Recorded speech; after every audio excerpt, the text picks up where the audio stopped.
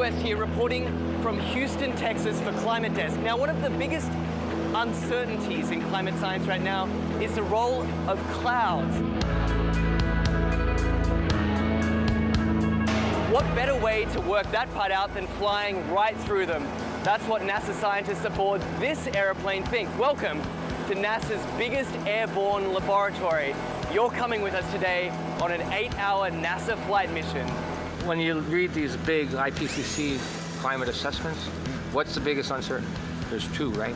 The role of aerosols and clouds. Clouds is probably bigger than aerosols. That is a piece of a puzzle that right now we are missing. You can't get the models right if you don't understand the chemistry and the process. Now we're being told we've got to get on. The doors are about to shut, so let's go aboard.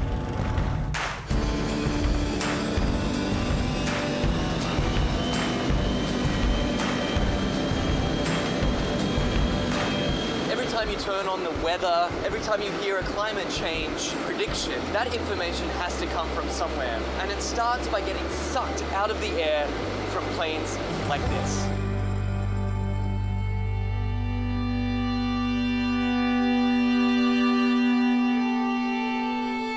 So this mission is to particularly try to understand the emissions from the surface, so mostly biogenic emissions, so from trees and other plants.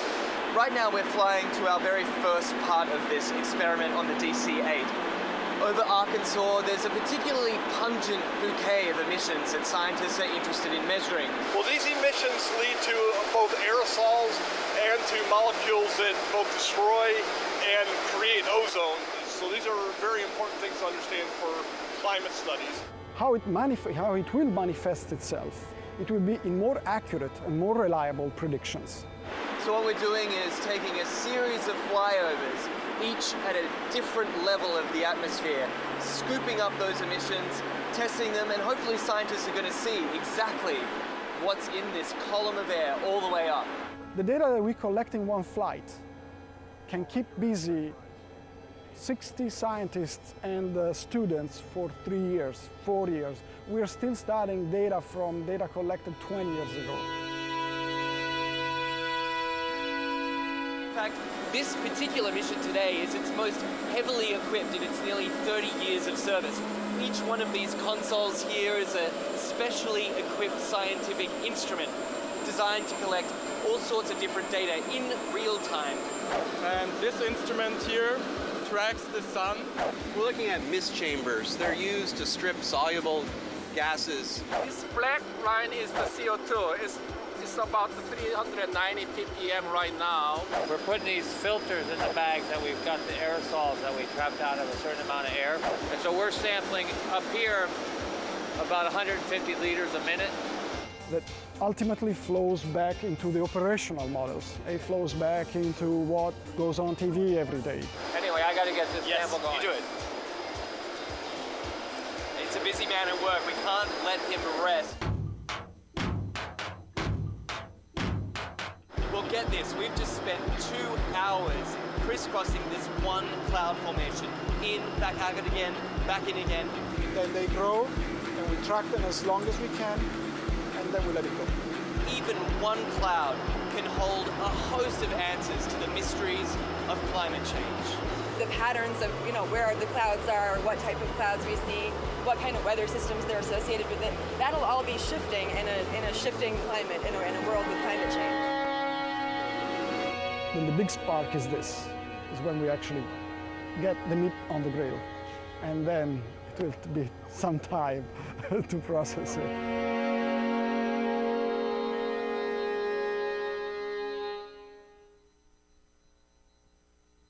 What the frack? What the frack? What the frack? What the frack? President Obama, are you fracking kidding me? Reopen the EPA studies. In Texas, Wyoming, and Pennsylvania. Fracking pollutes our oceans. Fracking poisons our water. Fracking makes climate change worse. Fracking relies on toxic chemicals that cause cancer. Ban fracking now. Ban fracking now. Go on. Ban it. Ban fracking now. Please.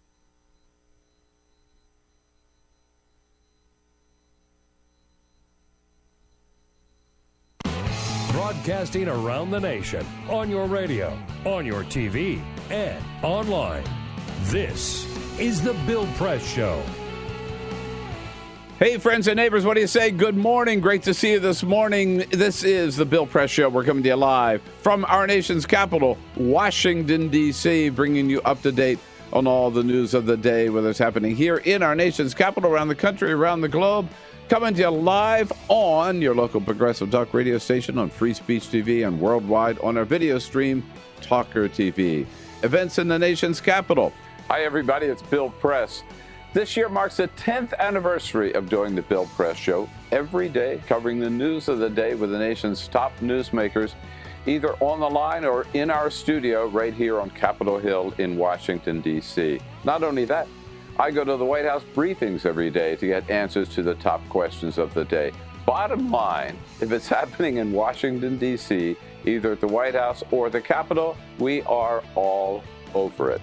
Every day, we welcome to our studio political leaders and reporters and labor leaders and newsmakers to help us understand the issues of the day.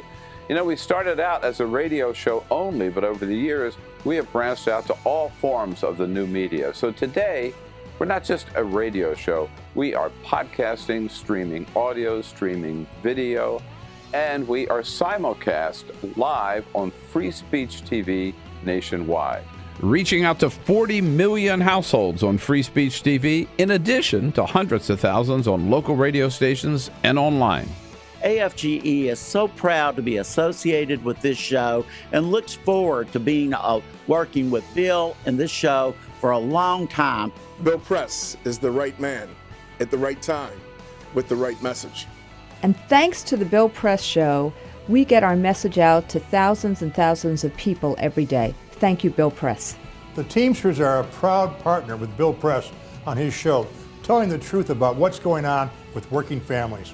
Tune in. Yes, it's been a fun and exciting 10 years so far for the Bill Press Show.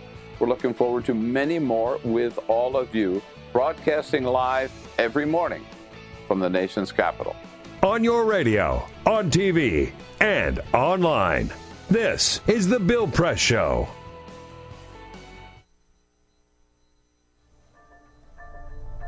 How I've been affected by gun violence over the years is through deaths of friends and family members and associates. When I was 5 years old, I was held at gunpoint in a home invasion. I've gone to the juvenile detention centers and I've met dozens of young kids, babies really, who have been affected by gun violence. Directly, I've lost a few friends, but I think why this touches my heart is having children of my own. You know, I've been at parties where, I had just left the party and, maybe 10, 15 minutes later, I heard that, somebody got shot and didn't make it.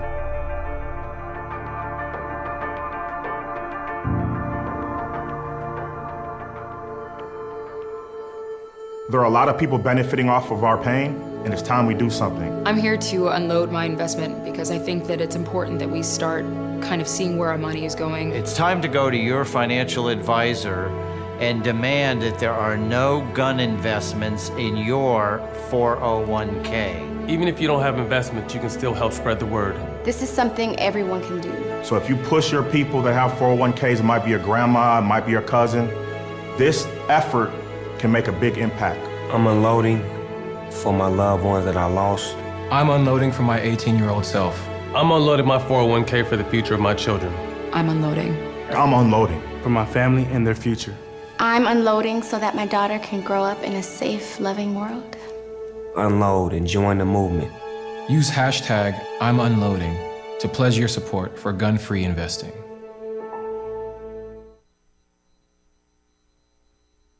Hey, Free Speech TV world, it's Mama and the Mooks here at the Stephanie Miller Show. Hello. Good morning. You know, Seinfeld was about nothing. I think the Stephanie Miller Show is about everything. A little bit everything. Yeah, a it's little bit. Kind of everything like thrown into a blender and we hit frappe. Right. With wine poured in. Right. Senators, fart jokes, politics, pop culture, entertainment. Drinking. Random stray thoughts. It's what all the hip kids are talking about. Yep. We have the smartest, funniest people in the country on this show, do we not? We absolutely do. Right? And our sexy liberal army of callers call in every day to tell us all about it. There you go. And some right-wingers that Travis particularly enjoys talking to. They're my favorites. Okay. You can watch us every weekday from 9 to noon Eastern or 6 to 9 Pacific, which is really early. But we still, we try to, we're still pulling in people like Rob Reiner, Lily Tomlin, Frangela, you name it. You can only get it here at the Stephanie Miller Show. Mama, Mooks, fancy celebrities. And everything. And fart jokes. Free Speech TV.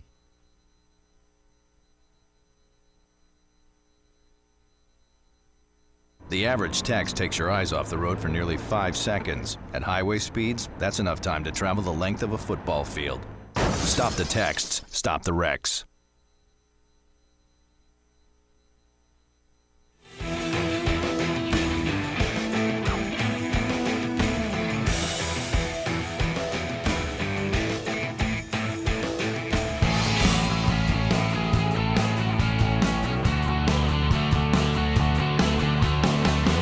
Broadcasting around the nation, on your radio, on your TV, and online. This is the Bill Press Show. It is the Bill Press Show. Happy Wednesday. It's hump day, and boy, am I tired. August 19th, my name is Peter Ogburn, sitting in for Bill Press today. Look, here's the deal, folks. Before I can hear the scramble to go change your radio and TV, I hear it. It's okay. I'm not going to be here for the entire program today. Our good friend Jimmy Williams from Blue Nation Review is going to be in just a little bit later. What I don't want to spoil it and tell you about Jimmy's day yesterday. I'm going to let Jimmy tell you so you can get it straight from the horse's mouth. But boy, oh boy, what a travel day for Jimmy Williams yesterday. He was supposed to be here to kick off the show. Had a little hitch in his giddy up, if you will. So we're going to get him in studio a little bit later on. We gave him just a little bit of breathing room since he had such a tough travel day. So you're stuck with me for at least the first hour, and Jimmy will be here in about an hour, Lord willing, and the creek don't rise. But until then, it's me and you, of course, taking your phone calls at 866-55-PRESS, 866-557-7377. You can watch the show live right now, youtube.com/TawkrTV, TAWKR-TV. And, of course, we're also on Free Speech TV, the fine folks at Free Speech. We are on their TV channel and on their website, freespeech.org. And you can also watch us on DirecTV or Dish Network or Roku, however you get the show. We are there for you, ladies and gentlemen. Did I mention Twitter? We're on Twitter at BP Show. Also follow us there. I'm here in the captain's chair for now. Might not be for long, but of course all day long today during the show. Running the board will be Jamie Benson, back in for day 3. Mr. Benson, how you doing in there? You sure you don't want me to host today? We might as well. I thought that's how it worked. It's such a confusing time here on the show. You get called up from call screener, and then 2 days later, right. you host the show. This would be a natural progression for you, right? You screen the calls, you run on the board, you host. But then I think that means my career's over by Friday. Yeah, pretty much. Yeah, we hold the retirement party. Yeah.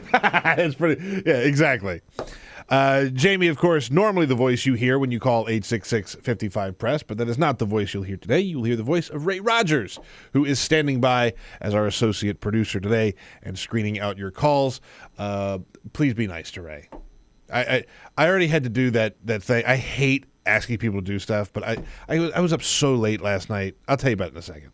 But I had to go to Ray. Like, will you please go get me a coffee, like an iced coffee from Dunkin' Donuts? I have such a weakness for it when I haven't gotten enough sleep, and I drink decaf, by the way. Which I wanted to. Our videographer is Cyprian Bolding, by the way. I hear him getting antsy in there because I haven't introduced him. Hi, Sip. We couldn't be on Free Speech TV or DirecTV or TawkrTV without Sip. So I was up super late last night because I was dealing with this. I was dealing with this thing with Jimmy, trying to figure out when he was going to land and how we were going to do a show today. And I mentioned I'm on this full camp dad thing. School is almost back in sesh. But until then, it's just me and the kids. So yesterday, I told the kids, because I got to get some work done. I have got to get some work done. So I told them, I'm going to go upstairs. I'm going to go to my room. I need like 2 hours. I got to get some stuff done. All right? 2 hours. Try not to destroy the place. You guys can play a little. We got the Wii U, the game thing. They're playing on the games. You can play on the phone. You can play on the iPad. You can watch TV. Just please don't make a mess. This is a reasonable ask. I mean, right. Your kids are old enough. How old are your kids? 10 and 7. Right. Right. They're fine. So I disappear for a little while. I come backstairs. Everything's fine. Harmonious. Wonderful. Everyone's getting along. Nobody's fighting. Everything's great. So we go about our day. We're doing our thing. And then it's like 9 o'clock at night last night. And I hear a shriek come from the kitchen. Oh, no. I'm like, oh, great. Here we go. I'm almost there. I'm like home stretch, baby. Like this was them getting ready for bed. He was going to make like a glass of water before he went to bed, right? Magnus, my 7-year-old. So I go downstairs. Blood everywhere. Oh, no. Blood all over the floor. And I'm like, what is this? And Magnus is like, I don't know what happened. My foot, ah. And then Gray comes over and he goes, oh, yeah, so, yeah, while you were up working, I dropped a glass and it shattered. And I picked up the big pieces, but I forgot to sweep or vacuum or anything. I've been there. I should have mentioned that. I've done that. And he just left broken glass all over the kitchen. So Magnus walks in there with no shoes on, and he catches a giant piece of glass in his foot. So, oh God, I'm like this close to bed, guys. This close to bed. All I want to do is go to bed. So I did what any parent would do. I reached in the refrigerator. I grabbed a beer. And I said, let's work this bad boy out. So I'm trying to pull the glass out. The glass breaks. It's like a shard in his foot. It's like a tiny shard in his foot. So we're trying everything. We did the whole like soak the foot thing, right? That didn't work so great. Then I had this great idea. You get some Elmer's glue and like put glue on top of it, let it dry, and then peel it off. Huh. Guess what? It worked. What? This is the final lesson of Camp Dad 2015. Yeah, this is the culmination of Camp Dad. Everything right? just came full circle.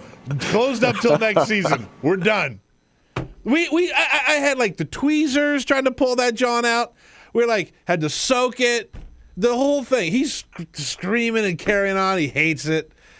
And then I got the Jimmy saga. What a day. You think you can just learn about politics here on the Bill Press Show? No. DIY. Let me tell you something. Emergency Band-Aid, whatever you want to call it. We are a full-service operation here. Well, I'm glad you're here. I'm glad you made it. Also, I'm going to talk about this really quickly. I know, I promise we're going to talk other stuff. Have you seen the video of this, speaking of Camp Dad, this Yahoo father that was at the baseball game trying to catch that foul ball holding his kid? No, but there's a new one of these guys each month. Okay. It's terrible. I hate this trend.